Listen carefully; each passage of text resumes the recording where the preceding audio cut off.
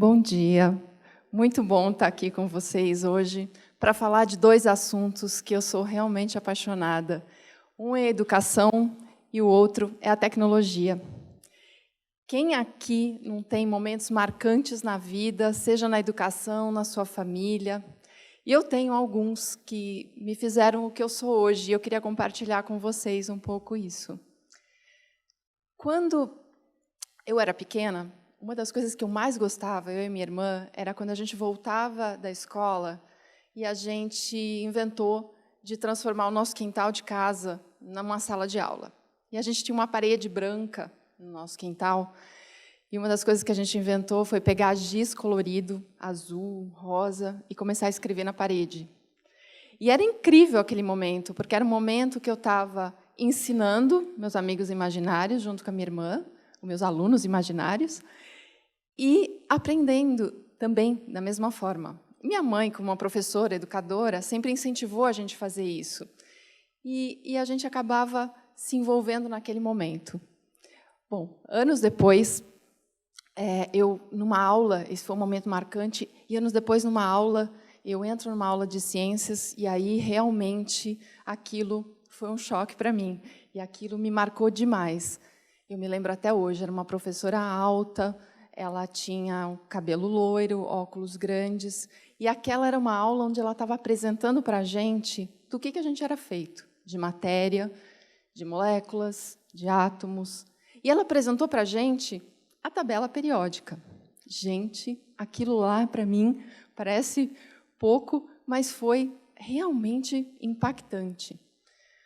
Eu fui para casa naquele dia pensando o que a gente é feito. Eu falava, que incrível, alguém olhou, a gente é energia, átomos dispostos em uma lógica. Bom, na aula seguinte, eu já estava memorizando os átomos, números atômicos, que família estavam. Eu só estava no 6º ano. Aquilo que me marcou demais. E aí eu fui seguindo a minha carreira. Coincidência ou não, eu acabei escolhendo a minha primeira profissão, que não é hoje a profissão que eu exerço. Mas eu acabei escolhendo a minha primeira profissão olhando para o lado da saúde. E resolvi, na sequência, eu fiz odontologia, não exerci, mas eu fui ser cientista. Então, fui fazer o meu mestrado e meu doutorado em bioquímica, naquela mesma história que eu via na tabela periódica. E foi muito incrível, porque, naquele momento que eu estava estudando a tabela periódica e eu me envolvi na área de bioquímica, foi um momento muito especial, porque eu acabei pensando exatamente na nossa existência. A gente existe, a Terra existe, há 4,5 bilhões de anos. Esse é o tempo que nós estamos aqui, que a Terra se conhece como é hoje. E, de novo, mais um elemento surge na minha vida, que é o oxigênio. E o oxigênio, ele foi fundamental para que nós nos desenvolvêssemos como organismos mais complexos. Então, aquele mesmo elemento que no 6º ano começou a fazer sentido para mim, lá mais para frente, onde eu estudei, fazia mais sentido ainda. Até a gente se desenvolver como ser humano, como a gente se conhece hoje. E, por falar em ser humano, nós estamos aqui há 200 mil anos. E, durante esses 200 mil anos, a gente desenvolveu diferentes hábitos, diferentes formas de interação entre nós, e a gente também desenvolveu a ciência e a tecnologia. E a ciência e a tecnologia movem o mundo há 200 mil anos.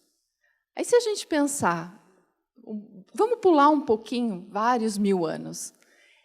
A gente, mais ou menos, na década de 1940, cientistas começaram a estudar: será que uma máquina pode pensar como um ser humano? Será que uma máquina é capaz de simular o comportamento humano? E aí surgiram as primeiras pesquisas nessa área. E essa área, ela evoluiu demais. Mas, em 1950, um ponto bastante interessante, um pesquisador ele publicou um artigo, no ano de 1950, onde ele mostrava um teste. Ele punha um ser humano e interagindo com máquinas e seres humanos. E se uma máquina interagindo com esse ser humano não entendesse que era uma máquina, então essa máquina passava no teste. Este foi o teste de Turing. E foi o primeiro teste que se falou sobre inteligência artificial. E, desde então, a inteligência artificial vem acelerando demais. Hoje, ela é capaz de fazer reconhecimento facial, inclusive de gêmeos idênticos. Ela é capaz de analisar o sentimento de um grupo de pessoas, saber se um tema está sendo bem visto ou não tão bem visto para as pessoas. A inteligência artificial é capaz de analisar a personalidade da pessoa, trazer traços da personalidade dessa pessoa. Com base, por quê? Porque cientistas ensinaram essa inteligência artificial na metodologia do Big Five, capaz de, com uma certa confiança, dizer esses traços. Hoje, a gente é capaz de falar em linguagem natural, a inteligência artificial entender essa linguagem natural, transportar para um texto, analisar um tema e retornar para você com uma voz sintética, e sintetizar a voz. Então, aquilo que começou lá em 1950, e depois demorou mais ou menos 50, 60 anos para as empresas entenderem que isso era uma oportunidade de mercado. Agora, o que essa inteligência artificial e essa oportunidade, essa tecnologia tem a ver com a educação?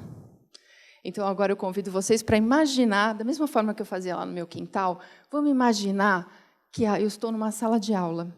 Eu sou a professora, eu tenho um aluno aqui que está vendo um vídeo, eu tenho 3 grupos que estão discutindo assuntos, eu tenho um aluno que está lendo.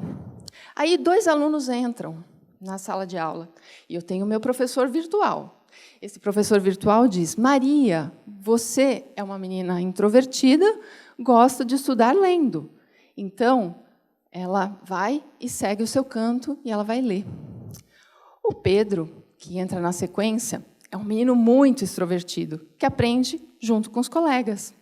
E o Pedro vai e se une a um grupo, primeiro, para ele estudar aquele assunto através de um grupo.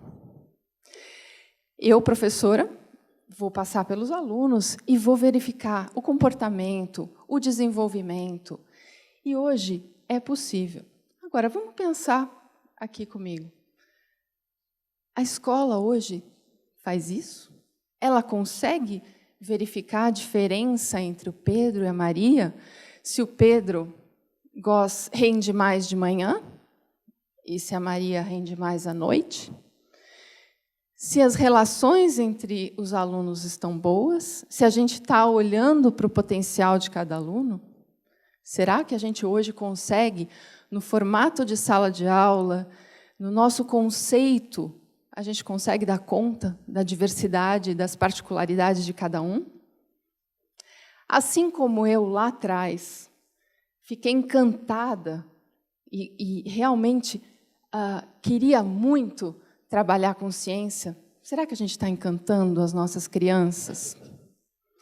Ou será que a gente está tratando todo mundo igual, o que não é igual? Será que a gente está usando as tecnologias ao nosso favor? Hoje, a gente tem que acreditar que a tecnologia que foi desenvolvida por nós, seres humanos, a gente não pode ter medo dela. Ela é nossa aliada. Ela veio para aumentar as nossas capacidades humanas. Se a gente foi capaz, em 200 mil anos, evoluir, e nas últimas décadas, exponenciar e aumentar muito nossa capacidade de interagir com sistemas inteligentes, como que está sendo pensado o nosso futuro? Como que a gente está pensando o futuro? Ou será que a gente está acomodado e está mudando a passos lentos, enquanto a tecnologia avança a passos largos? Hoje, a gente tem que ser mais protagonista dessa mudança. E talvez a gente tenha que mudar muito mais rápido a nossa educação do que a gente está mudando. Assim como eu lá atrás, entrei numa sala de aula e ficava encantada com uma primeira tecnologia que eu tive contato, que foi uma tabela periódica. Eu fico imaginando que potencial nós temos dos alunos poderem interagir com assistentes virtuais, eles próprios criarem seus assistentes virtuais. E a gente poder ter mais tempo para aquilo que é nosso, do ser humano, que são as relações pessoais, que são a gente fomentar a criatividade, a inovação, o trabalho em equipe, a gente entender as nossas relações entre seres humanos. E a gente deixar para os sistemas, para as máquinas, para que eles façam aquilo que a gente, repetitivo, que a gente não deveria fazer, e que as máquinas deveriam fazer. A gente está vivendo uma nova era onde a nossa relação com os sistemas vai mudar e já mudou completamente. O que a gente não pode deixar a educação lá atrás, onde ela surgiu. A gente tem que evoluir junto. Esse é a minha causa. A gente tem que levar informação, desmistificar o que é a inteligência artificial, desmistificar toda essa relação dessas novas tecnologias com estudantes e, principalmente, com os professores. E cada um de nós, a gente tem que ser protagonista, para que a gente viva os próximos X anos, que não sabemos, de uma forma mais justa, mais igual e mais sustentável dentro de uma sociedade, e sermos aqueles seres humanos que queremos numa sociedade muito mais igual. Muito obrigada.